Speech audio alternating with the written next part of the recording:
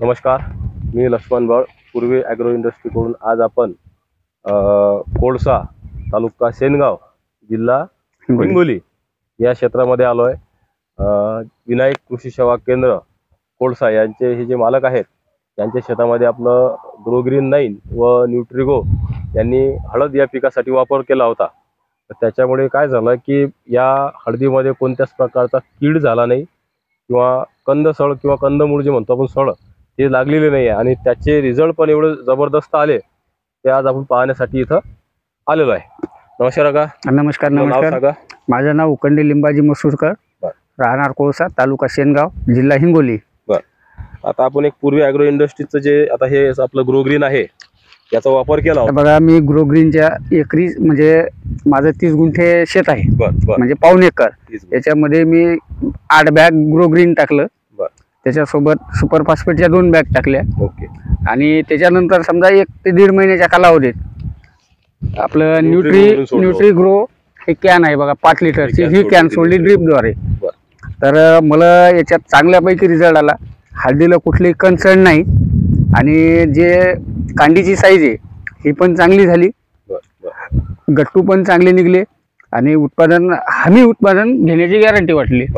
आता आपण तुम्ही ग्रोग्रीन बॅग टाकली, त्याच्यानंतर तुम्ही याच्यासोबत समजा एक 10-26-23 टाकलं, त्याच्यानंतर हो, एक 10-26-23 2 पण नाही, नंतर खत कोणतंच दिलं नाही. आता एक तुम्ही किंवा तुमच्या भागामधले काही शेतकरी असतील यांना आता खताचं नियोजन जर केलं तर आज तुम्ही ग्रोग्रीन टाकलं म्हणून खताचे थोडेसे तुम्हाला जे बाकीचं रासायनिक टाकायचं हे कमी टाकावं लागलं.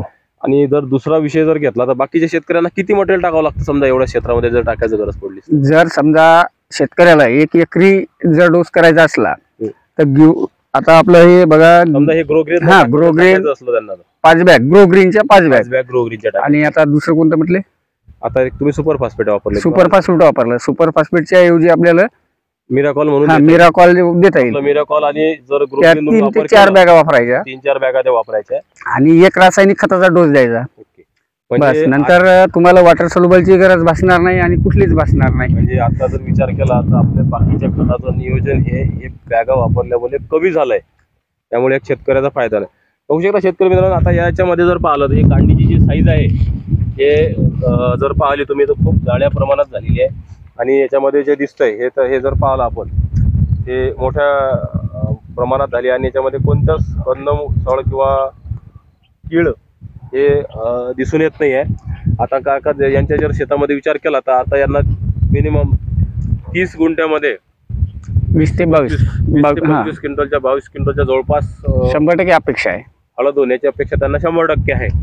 आणि सगळ्यात महत्त्वाचा विषय आहे की आता हळद हे असं पीक आहे की याचं कॉस्मेटिक किंवा औषधी किंवा एक आपलं हमी पीक आहे ना, त्याच्यामध्ये ज्यावेळेस वापर केले जाते तर त्याच्यामध्ये 100% ऑर्गॅनिक असणं हे एकदम महत्त्वाचं राहते, कारण याचा औषधीमध्ये वापर होते.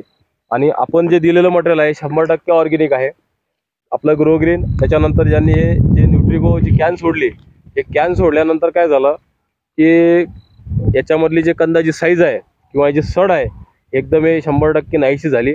आणि एकसारखा जर कंदाची साईज घेतली तर खूप जाळे आणि चांगल्या क्वालिटीचे कंद हे इथं तयार झालेले आहेत. तर बाकी इतर शेतकऱ्यांना काय सांगू शकता की आपण आपल्याला काय करायचं करता येईल? नाही, 100% तर शेतकऱ्यानं करायलाच पाहिजे, कारण खर्च बी एक तर कमी, उत्पन्नाची गॅरंटी, बरोबर. आणि कंपनीचे माणसं समजे सदैव आपल्या सेवेत. बिलकुल बिलकुल. आता रासायनिक खताच्या बॅग वापरल्या तर रासायनिक खतातला शेतकरी कंपनी आपल्या इथे कधी येणारच नाही शेतावर. आणि विशेष सड करप्या येणारच नाही.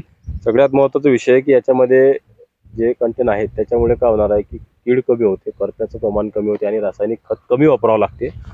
दुसरी गोष्ट, हे पीक जर तुमचं ऑर्गॅनिक म्हणून किंवा बिनविषारी म्हणून जर दिलं तर याचे भाव पण तुम्हाला चांगल्या प्रकारे भेटू शकतात.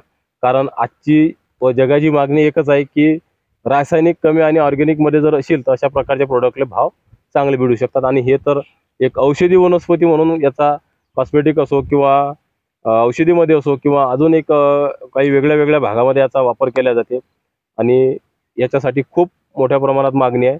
त्या कारणाने शेतकऱ्यांना एक माझं हात जोडून असं विनंती आहे की बा त्यांनी एक वेळेस तरी आपलं ग्रोग्रीन 9 आणि न्यूट्रिगोचा वापर करून पाहावा.